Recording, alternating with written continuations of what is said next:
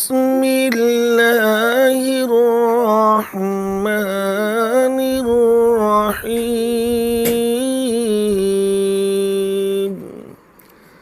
ويعلمهم الكتاب والحكمة وإن كانوا من قبل لفي ضلال مبين۔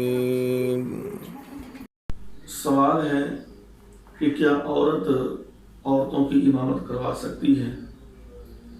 بھائیو، رسول اللہ صلی اللہ علیہ وسلم سے ایک روایت منقول ہے۔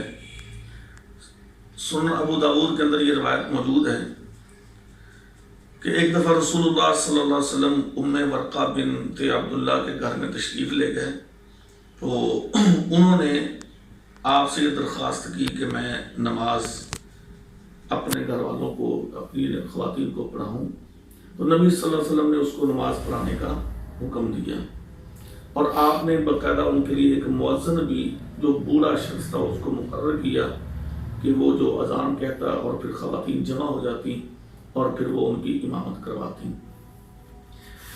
تو اس کے اوپر عون المعبود جو کہ شرح ہے سنن ابو داؤد کی، اس کے صفحہ نمبر 211 اور جلد نمبر 2 میں باقاعدہ اس چیز کی وضاحت موجود ہے کہ اس کے بعد پھر ام المومنین عائشہ رضی اللہ تعالیٰ عنہ اور ام سلمہ رضی اللہ تعالیٰ عنہ وہ بھی خواتین کی جماعت کروایا کرتی تھی، نماز تراویح کی اور فرائض کی بھی۔